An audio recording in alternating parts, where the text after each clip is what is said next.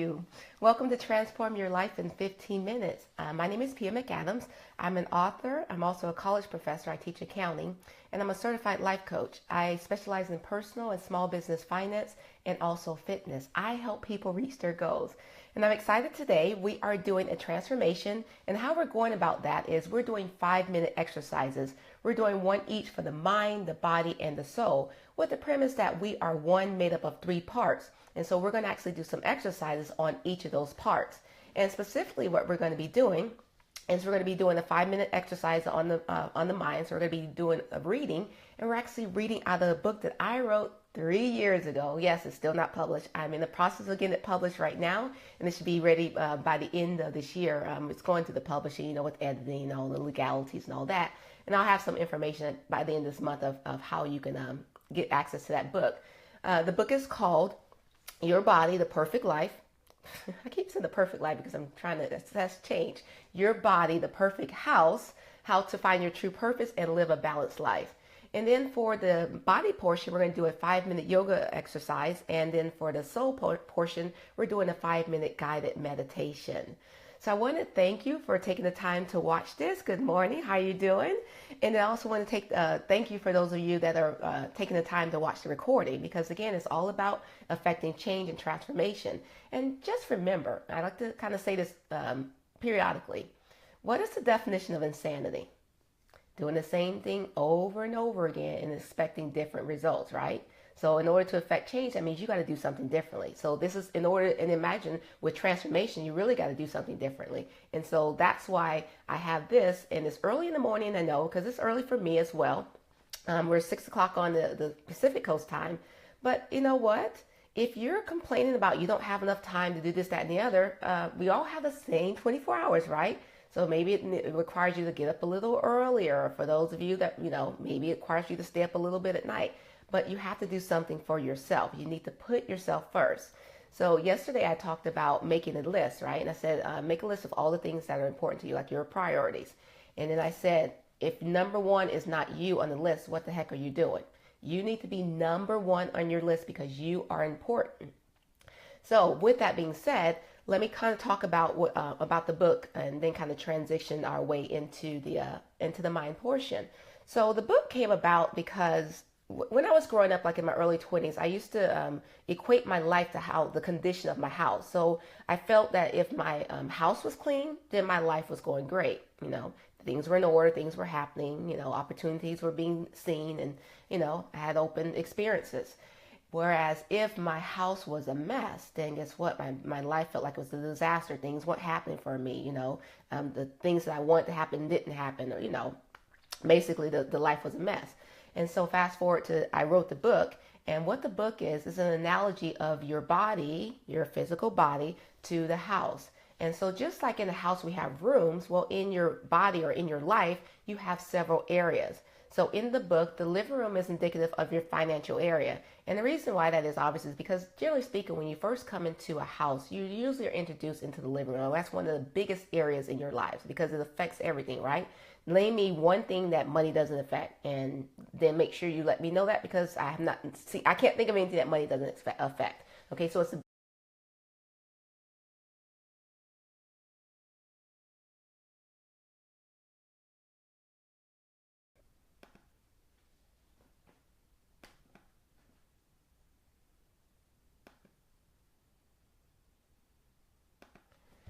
be patient. Oh, okay, I'm back. Sorry. Gosh, what's going on? Okay, you're looking at my computer because I was trying to go live on my computer. Okay, wait, let me make sure. I think I'm live on my computer too. Give me a second. What's going on here? All right, let me finish this one. This is crazy. All right, so if you are wondering what happened, like if you just kind of tuned in and you saw this like big black screen, I was going live and all of a sudden I lost connection. And so I, of course, immediately go back to a plan B and bring out my laptop. Okay, so let's see, where was I? All right, so I was talking about the different areas in your life. So if I am back, looks like I'm having technical difficulties this morning, and I do apologize for that. Let me make sure here. Let me grab my, a second. Okay, there we go. Laptop. Okay. All right, so hopefully you can still see me and everything is going great. I'm on my computer now because my iPad was having some problems.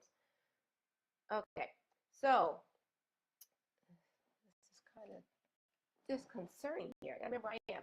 All right, so we're back to the areas of of your life, right? So we talked about the kitchen with the physical. We talked about the living room being the financial. Okay, so then I was on to the office, and the office is indicative of your spirituality. Then we have two bathrooms. We have the left brain, and then we also have the right brain, and these are indicative of your emotional areas. And then there's two bedrooms, and you have the relationship with yourself and your spouse, and also the relationship with others. And so what I do is in the book is I show you how to clean up those areas in your lives so that you can find your true purpose and live a balanced life. Okay, so that's what we were talking about as far as the book is concerned.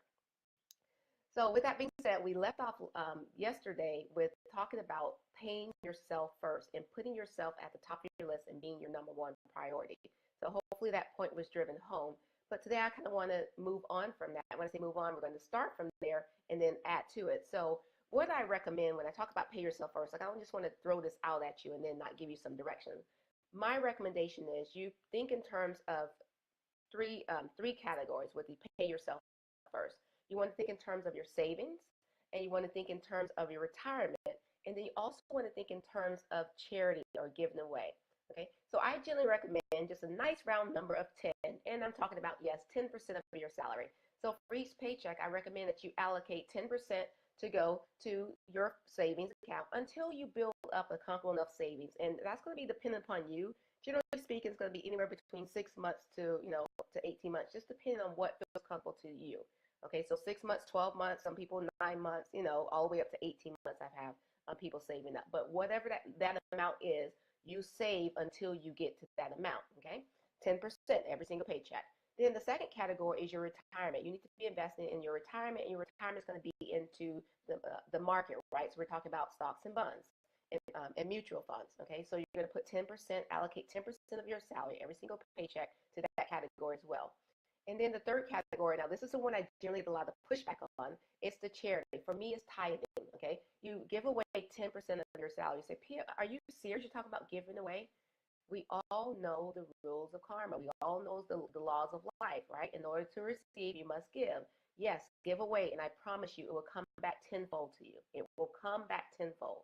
And again, remember, when we're talking about transition or transition, we're actually transition to transformation. When we're talking about transformation, we're talking about affecting change, and that means having an open mind. So that means open mind to trying things differently. And of course, if it doesn't work for you, you can always go back to your regular old habits. But I promise you, this will work. I have too many success stories, too many clients, and too many testimonies that will prove that this works. Now, this is what I say. That is my recommendation is 10%, which is really 30% off the top, right? But for some of you, you say, okay, that's too high and I can't make that big of a jump. That's okay. $10, 10 cents.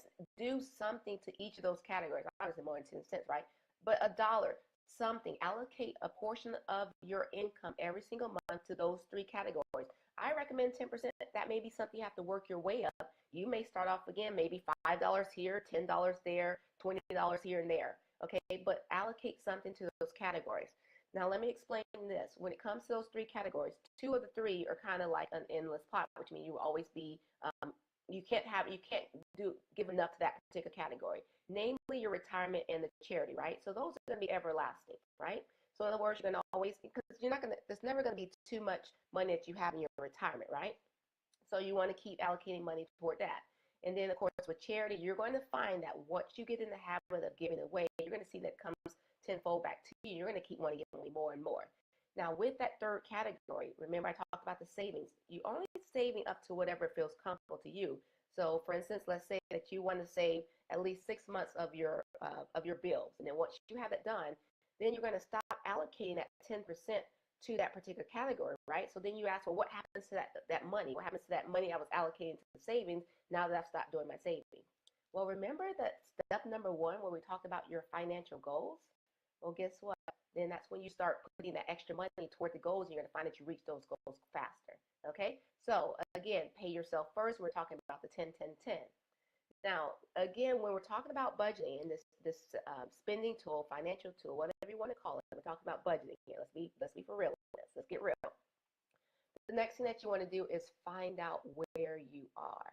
Okay, find out where you are. So let me tell you this little story here. So I want you to imagine, if you will, that your house, the house went dark, and you had your keys in your hand, and lights went out, so it's basically like totally pitch black. And so you kind of trip, and then you lose your keys. Okay, and so you're kind of groping around in the dark looking for your keys, and you're not really being successful because it's pitch black and it's dark. So you're just kind of looking around trying to find those keys because you want your keys for a reason. Then you notice that there is a light on outside. There's the street lights. It's nighttime, so you notice that the street lights are on. And so then you get the idea. You say, I'm going to go outside and look for my keys. And so then you proceed to go outside. I know, just follow along with me. I get it. So you proceed to go outside and you start looking for your keys. Okay. And then the neighbor comes up and says, well, what are you doing? You say, well, I lost my keys, and so I'm looking for them. And so then he says, okay, well, I'll help you. And so then you're both like looking around for your keys. And then after a while, the neighbor goes, let me ask you, where did you drop your keys? And then so you respond, you say, well, I dropped my keys on, inside of my house. And then so the neighbor says, wait, you dropped your keys on the inside of your house, but you're looking for them outside here? Well, that doesn't make any sense. And you said, well, actually, it doesn't make any sense to look around in the dark for them when there's plenty of light out here. Do you get the premise of the story? What we do is whenever we have a problem or a struggle or something that happens to us, instead of looking internal for the answers, we go outside of ourselves. Okay? And logically, as you can see from that story, does that make sense? It doesn't. Find out where you are on the inside. Find the answers on the inside. Okay? Find out where you are and then make an inventory of it when it comes to your budgeting. So the first thing that you want to do is you want to list all of your income sources. This is where you're bringing in money. Now, again, I understand that there's going to be those people out there that says, well, what happens when my income is sporadic or irregular? Okay, same thing. Even if you have to guesstimate, you pretty much know how much you make on a monthly basis, and this is your income sources. So generally speaking, what is the average amount that you're going to be making on that monthly basis? So you're going to list all your income sources. And then not only that, you're going to list all your expenses as well. Okay, so all your income and all your expenses, you're trying to figure out where you are, where you stand financially at this point. Now, the thing with the expenses, okay, the category of expenses, you're going to know the ones that come up on the monthly basis because you're reminded monthly about those, right? But think about those expenses that are those annual expenses. Like, for instance, the one that just came up to mind was AAA. So AAA, you may pay once a year. Well, you can't forget about those expenses. You're going to list those down as well. The difference is you're going to divide it by 12 and allocate and save on them on a monthly basis. Remember, what we're trying to do is we're trying to affect change. We're trying to change your habits, okay? So right now, your habits is, oh, gosh, I don't have enough money. That bill just came up. Well, now we're going to say, we're going to be proactive, and we're going to say, okay, these are all the bills that I know that I have throughout, throughout all my bills. Not just monthly, all my bills. I'm going to list them, and I'm going to allocate them on a monthly basis. I'm going to save for them on a monthly basis. So that way, when you have time, or when that bill, not when you have time, who has time to pay bills? When that bill comes due, then you're going to already have that money saved up. Okay, and yes, it's going to be in your savings account. Okay, and that of course requires discipline. When you see your savings account growing exponentially, like, oh my God, I got money, I can go shopping. No, it's about developing good habits. Okay. So sorry, I have my iPad right here, so it keeps flashing the video that I did beforehand before I got cut off. All right, so do you understand what I'm saying? All right, so you want to make sure that you got to find out where you are, and this requires deep introspection, and even with your life, even inside of your house. Okay, so outside of just the financial area, just in your body as a whole, your life as a whole, if there's something going on, don't look on the outside for your answers. Go internal on your answers. Okay? All right, so I think that's enough for today. Oh, by the way, I want to mention this to you. I'm going to be doing a budgeting seminar this week on Wednesday. And so I want to give you an opportunity, and it's a free webinar. I'm going to go into more detail, because right now, like I said, I'm just kind of briefly going over with it, and won't be to go into much more detail because we got other areas of the house to get to before the end of the month. But I do want to spend a lot of time on the financial one, because that's the one where it really makes the most difference in a lot of people's lives. Okay, so with the finances. But in my budgeting webinar, I will go into way much more detail into it's basically 8 steps in budgeting and 8 steps to financial freedom. So in order to sign up for that webinar, go to tiny.com/crush money. Yep, crush money, because that's what we're going to be doing, crushing money. So CRUSH money, MONEY. So that's tiny.com/crush money. And you can actually sign up for my webinar. It's going to be on Wednesday, June the 14th, and it's going to be at 5 p.m.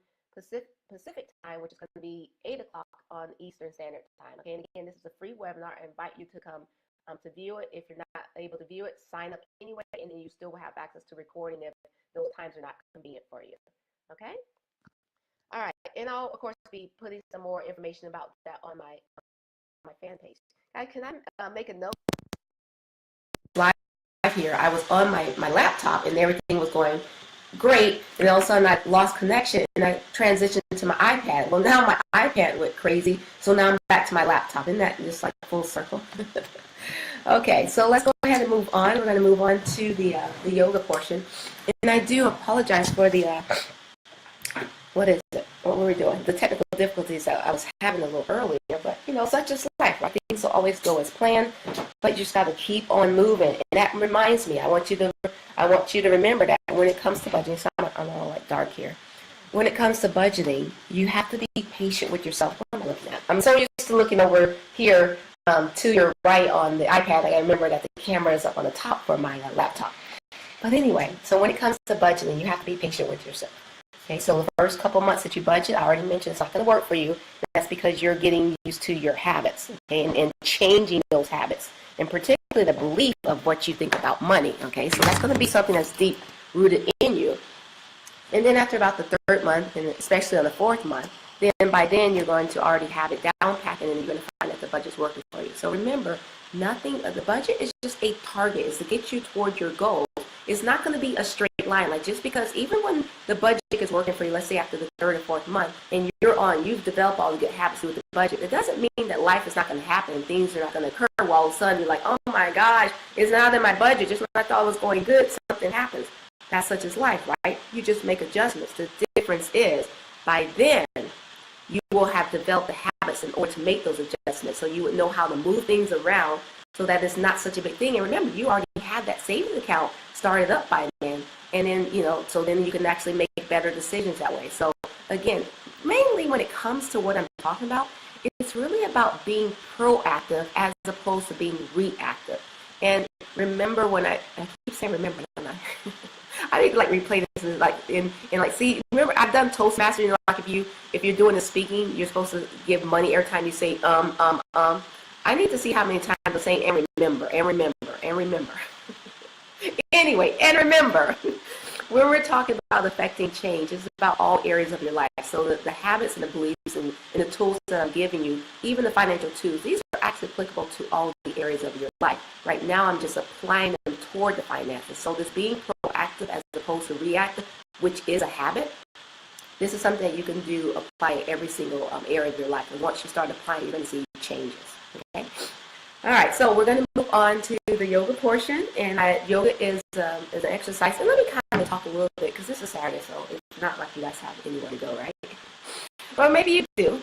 But anyway, this is good stuff, right? Give me some. Matter of fact, let me ask you, make sure that you share this. If this information is being helpful to you and you actually find it relating to you, then please share this to your friends and family members, because again, that is the purpose of my intention for this broadcast, is to help you. Help me and help you. I'm helping me via helping you. Okay, so this is not just something that I'm doing. These are things that I've been doing for a long, long time now. And I decided to share, and it wasn't like an easy decision because I'm really, generally speaking, a private person. But in talking with, with coaches and friends and stuff like that, they're like, Pia, you got to open up, you got to share what you're doing, because this is not something that a lot of people know about. To me, it's common sense because I've been doing it for so long. Even if a lot of stuff has kind of been intuitive to me, I didn't even think about it consciously what I was doing. It was just like something naturally that I was naturally born with. But apparently that's not the case. So I want to make sure I share these tools. And for instance, if I'm coaching clients, I understand what their limitations are, right? Because I have an interaction, I have a personal one-to-one interaction with them, and they're telling me. But in general sense, it didn't really dawn on me that, okay, look, your clients are part of the public, so therefore there's the majority of people, because there are some underlying differences between all the clients that, or all the people that look for coaching, okay? There's something underlying, and that goes, remember about us being connected, we're all connected, so that means it runs through all of us at some extent or another. And remember, if what you're doing is working for you, then continue what you're doing. But if it's not, that's when you say, okay, I want to affect change. And I want you to understand that 2/3 of that is internal. Okay, remember, mind, body, and soul. Your mind and your soul are internal, whereas your body is on the outside. And a lot of times what we do when we get ready to affect change is we go right to the physical. We look at ourselves, we look at the mirror and say, okay, I need to do this and do that, whatever. We need to do all this, and we try to make those physical.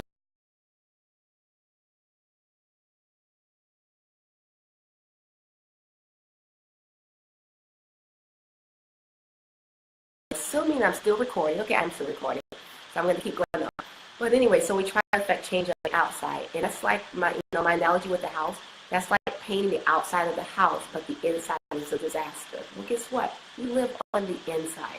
Okay? So don't grope around on the outside for the changes and for the answers, right? When you have those struggles, don't grope around on the outside. You're going to find your answers on the inside. And what does that require? It requires you to become still, to calm your mind. And I'm talking about meditation, okay? And I understand what you're saying to me, because I feel it. You're saying, well, I pray. And prayer is great. And I'm not talking about prayer. Prayer is when you're asking, okay? But when you're asking, you're talking. You're not receiving. Meditation is about calming your mind so that you can receive the answers from your prayers. Does that make sense? Because when you're praying, you're asking. You're doing your gratitude. You're doing this, can I have this, blah, blah, blah. But you're talking. You have to give God a chance to respond back and listen. And how you listen is through meditation, because and when I say meditation, the purpose of meditation is to calm your mind, is to quiet those thoughts so that you can then receive the message that you need in order to help yourself. And that's why we're doing a 5-minute exercise on meditation, because it is a practice. And this is not something, remember I talked about budgeting taking 3 to 4 months on the average? Meditation, there really isn't an average. Why? Because everyone is unique and individualized. And seriously speaking, it's going to be dependent upon you. The main thing that I can offer you when it comes to meditation and your practice of meditation is to be patient with yourself. Stop talking all these negative thoughts about yourself and having these negative instances and being impatient with yourself. Okay? Think of it, if you have to, think of it like this. When it comes to meditation, you are a newbie. You are a brand new baby. Would you be yelling at a baby because, it's crying because it's hungry and it doesn't know any better? No. So why are you yelling at yourself? Because you're trying to meditate and all these thoughts are coming into your mind. When you're meditating and those thoughts that are coming to your mind, that is the sign of a normal brain, right? That's the sign of normality. If you weren't normal, then you wouldn't be having those thoughts, and then you wouldn't think that you need to meditate. Okay? But the thing with meditation is you're learning how to control those thoughts. You're trying to learn how to just let them go by. In my meditation, I talk about letting them float by, like the leaves in the mountain spring, or let them go by like the clouds in the sky, or just gently push them aside, okay? So you're not like, get away, because if you get away, you're putting the emphasis and focus on them. You say, I know you're there, but I'm not paying attention to you because you're going to slide by. And then you keep your focus on, in our case, in meditation, on your breath. So you're trying to quiet your mind. So when I'm talking about facilitating change and working on the inside, it requires the attention to all 3 parts, the mind, the body, and the soul. Now, with the body portion, which we're about to do now with the yoga, we are made up of what? Molecules and atoms. And guess what? We were designed to move. You have to move your body. Don't get me wrong. I love exercise. Those who know me, if you know me, you probably know me from the exercise arena. I've been in the fitness industry. So, oh my gosh. I started off when I was actually a personal trainer in college. And even before that, I started off running when I was like little. I ran track all through, middle school when we had little meets, and then high school and college and beyond. I'm still running. So exercise and movement is always a part of me, and exercise and movement has to be a part of you as well. I get it. A lot of you don't like to move. I'm not saying specific types of exercise. I'm not saying you have to go running or that's the best way. It's whatever way works for you. For a lot of you, walking does a tremendous thing for you. walking, guess what? There's also a chance, depending on where you're walking, right? There's a chance for you to get in with the nature, and that is so great for your grounding, like to get in tune with the nature. You're walking, particularly, I mean, generally speaking, when you're walking, you don't walk barefoot. But I invite you to do that sometimes, like just walk around the earth and just feel the earth in between your toes, like the grass and the sand, if you're on the beach. But even if you're just on the asphalt, just feeling the earth and feel it come down from underneath your feet and giving you energy all the way up. Okay, but some type of movement. And yoga is a perfect form of exercise that everyone can do, because remember I talked about the installation of your mind and body. It infuses both those aspects in it. So you don't know, but I'm kind of cheating it. So when I say mind body, 2/3. When we're doing the yoga, and I want you to understand that when you're going through yoga, you're also doing meditation, because you're thinking internal, which is why I keep saying focus on your breath, direct the breath to the tight areas in your body. So you're making sure that when you're doing yoga, it's a mind-body connection. When you're doing meditation, it's focus, clearing the mind. So we're actually working on the mind 2 times. Okay? All right, so you guys tired of hearing me talking now? Hey, I told you I was a professor. I taught a class last night. It was 3 hours and 20 minutes. Yes, I did. And it was about accounting. So can you imagine? And I was just as excited as I am now. Okay, so anyway, so yoga is a practice. I want you to join with me. And I will direct you to this. And I apologize because I'm not going to know, because I'm going to be instilled into my mind and body. If the connection does stop, I will continue to go on. I will probably look over, not really because I don't have my glasses in a second, but if it stops, I think I will know, and then I probably just continue on because it will come back on eventually, hopefully. But I do apologize for the interruptions. But guess what? It's like just life. It happens. All right, so let's go ahead and start off in the tabletop position. So your palms are underneath your shoulders and your knees are underneath your hips. And we're going to start off with some nice deep breaths. We're going to be doing cat-cow and warming up our body.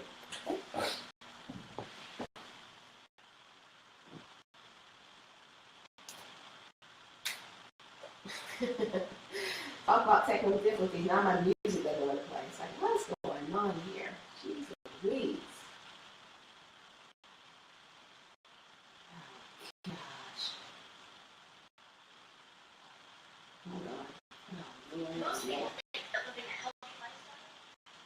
Okay. All right, so cat-cow. There we go. There's some music. So take a nice deep breath. And as you exhale, when you drop your chin down to your chest, round to the spine, pelvic under. As you inhale, your head and chest comes forward. Arch through your back, tailbone goes up to the back of the room. As you exhale, drop your chin down to your chest, round to the spine. Press those shoulder blades down toward the mat, getting them away from your ears. Inhale. Head and chest comes forward. Again, still press those shoulder blades down, sticking out the tailbone, just really feeling your breath in the tight area. And exhaling.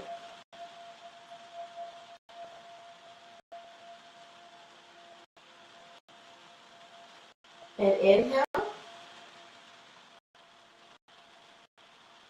This time as you exhale, I want you to curl those toes under. Let's take it to downward facing dog.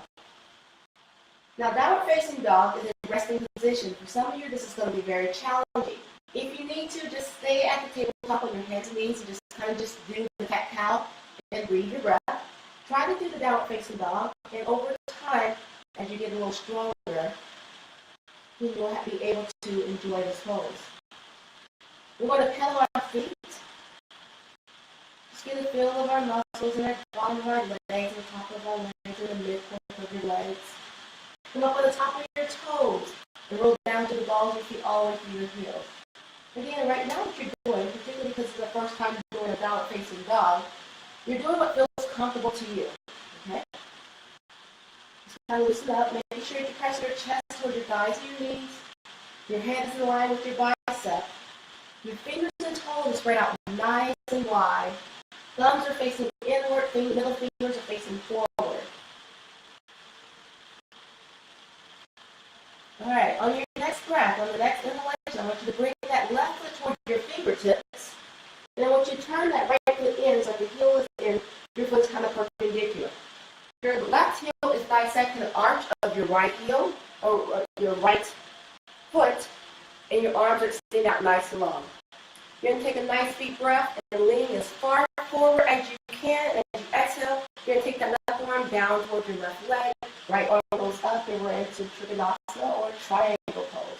Now, for some of you, you may just be here, and this is okay. As you get a little deeper, inhale. We'll hold this for 3 deep breaths. So as you inhale, you're going to hold your position. As you exhale, just kind of lengthen or make your way into the position. Don't just go right into it. Use your breath. And you're actually moving on the exhalation. So inhale, kind of hold, and then exhale, get into the pose. Now with this triangle pose, I want you to understand that there's 2 glass planes. One in the front of you and one behind you. It is your job to keep the glass panes clear. That means that your butt is not sticking out. Okay, so see the difference here? I'm out of alignment. Now my chest is on the glass pane and my butt is also on the back glass pane. You want to make sure that you're in alignment. So again, check yourself. Make sure you're going as far forward as you can, and then just lower your arms and then come up. And then as you exhale, go down to the pose. Now in that inhalation, you're going to rotate your body, take the fingertips down to the mat, and we're going to go into the pyramid. Now in this position, it may be too much of a stretch on your hamstring. If that's the case, feel free to bend your knee. Okay? So make modifications as need be. But again, look and take control of your breath. And as you exhale, just kind of release and relax and surrender into the pose. Draw your breath towards the tight areas of the body. Remember, it's about the mind-body connection. It's not just going through the poses. As you exhale, just roll that chest a little closer to the thighs and knees. All right, so now what we're going to do is we're going to slowly bend that left knee. We're going to transition our weight. Let me step back a little. We're going to transition our weight. You're going to come up on the right toe, and you're going to lift the leg. I want you to find the spot right in front of you, and I want you to focus on that spot. And we're going to Virabhadrasana 3 or Warrior 3. If you start to lose your balance, lower your leg behind. You're going to find that it's easiest to put your hands out to the back. As you get a little bit more into your balance, you can have your hands out to the side, and eventually you can have your hands out in front. Okay? Just hold and breathe. Just focus on that spot. And remember, if you start to waver or lose your balance, just lower that back leg. That will help you out. Continue breathing. And then lower the palms down, lower the foot down, and let's take it back to downward facing dog. And pedal your legs again. You may want to sway your body left and right. Again, coming up on the toes. Rolling down through the balls of your foot all the way to your heels. Pressing those heels down to the mat if you can. And making sure that you're breathing. Inhale through your nose, exhale through your mouth.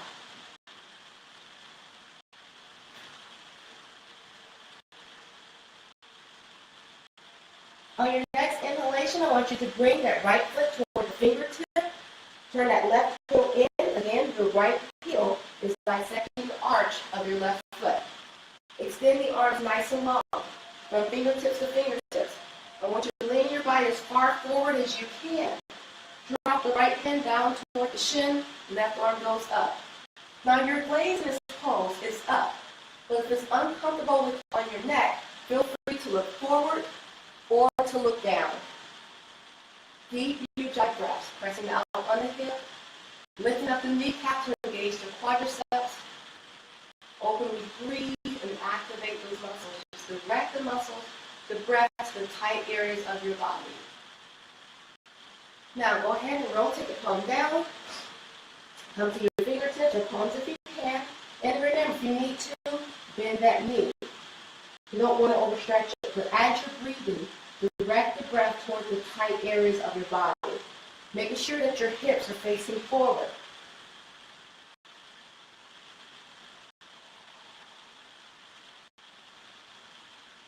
Alright, slowly start to bend that right knee. Lift up, find your spot. Remember, if you need to be here, this is fine. You also have this option here, and then finally here. In the full Virabhadrasana 3 position, your head is in line with your bicep. If you start to waver, just lower your leg, and you'll get that balance. Make sure that you're breathing. And then release your palms down toward the mat. Bring the foot down. And let's take it back to downward facing dog. Now this time we're going to walk our palms or our hands to our feet. Your feet are directly under your hip. You're going to forward fold. Just kind of hold this position here. Still okay. I want you to clasp your fingertips on the elbows and just sink into the stretch. Let the crown of your head pull your body weight naturally forward. The crown of your head is facing toward the mat. And feel those hip flexors, those hip joints just open up as the weight of your torso leans forward. Lift the kneecaps to engage those quadriceps. You feel a gentle pull on those hamstrings. Direct your breath to the tight areas of the body. If you want to, you can swing here. Again, always do what feels comfortable to you, using your breath. And then slowly release the palms down. And then roll it up one vertebrae at a time. Just take your time. You're not in a rush. Rotate your shoulders back. And making sure that your head is the last to rise. Natural extension of your spine. Take a nice deep breath. Inhaling. We're going to grip the palms together and dive the body forward. Place the palms flat, open up the legs, and let's take it to a squatted position. You're using your elbows to push out on those inner thighs. Bring the palms together, and as you exhale, just kind of bow your head. Again, you're exerting a little gentle push to open up those hip flexors using your elbows on the inside of the thighs. Continue to breathe. Now release the left hand down, take the right hand, take it up and over. It's a gentle stretch here.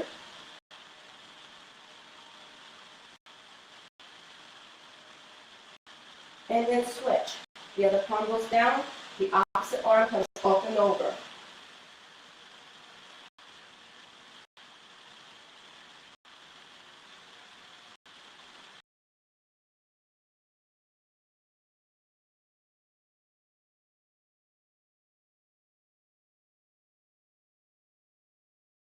You're on your sits bones and act off the fleshy part of your body. Hands are down by your side. We're going to take a nice deep breath. Inhaling. We're bringing the palms together at the very top. Exhale down through the center.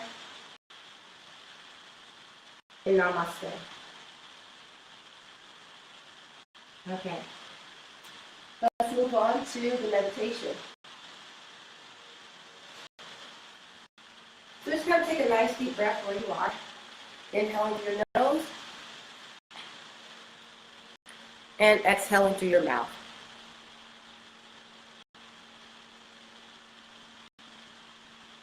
Go ahead and close your eyes. Again, inhaling through your nose. And exhaling through your mouth. Now, on your next breath, I want you to simply just be more conscious. Just conscious of your mind, how you feel. Just notice where you are, again, not making any judgments. And allow your breath to bring you to the present moment, the here and the now. Breathe in through your nose the cool air that will nurture yourself. And as you exhale, let the warm air expel any negative emotions or tensions that you may have.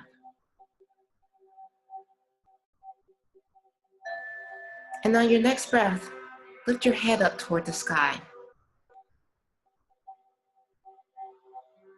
And as you exhale, just let your chin drop down toward your chest.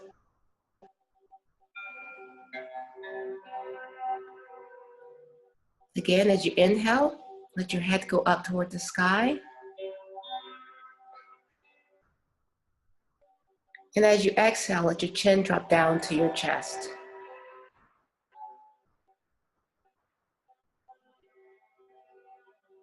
One more time, inhale, let the head go up toward the sky. And as you exhale, bring your chin forward. Continue breathing. Now go ahead and feel your feet connecting to the earth. We're going through the floor and all the way down to the earth. Just imagine the roots just extending all the way out through, just grounding you. Now gently correct your posture by lifting up your chin. Again, so at the top of your head, just kind of reach forward toward the sky. Just take it all in. And exhale. Now go ahead and relax your shoulders. Make them pointing down so like it's ice melting in a hot spring. I want you to feel your neck growing long.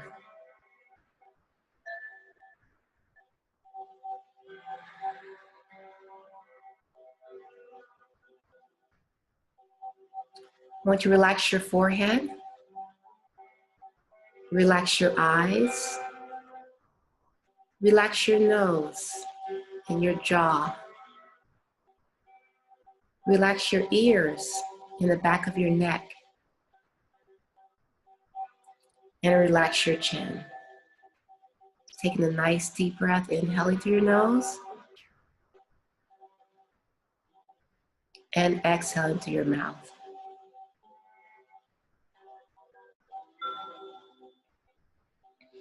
Now I want you to notice your breath as it brings you to the present moment, the here and the now. Right now you're safe and you're doing something positive for yourself. Just quiet your mind and just kind of let your thoughts go by. It's like they're floating down in a mountain stream.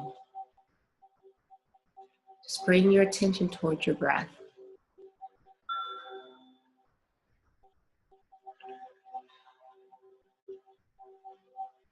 Again, take a nice deep breath, inhaling through your nose. And exhaling through your mouth.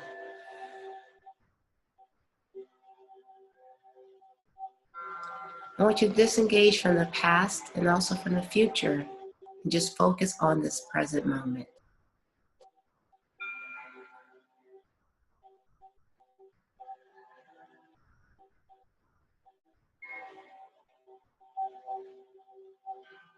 Just begin to cultivate the inner peace. Nice deep breath.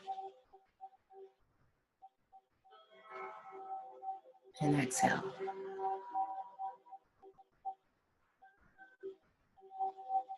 You're in a safe place.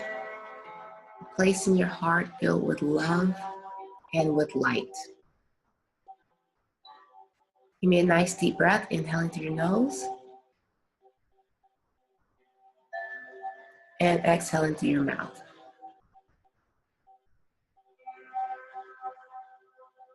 Again, deep breath, inhaling through your nose.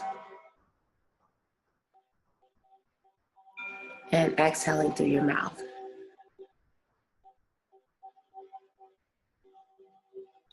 One more time, give me a nice deep breath, inhaling through your nose. And exhaling through your mouth.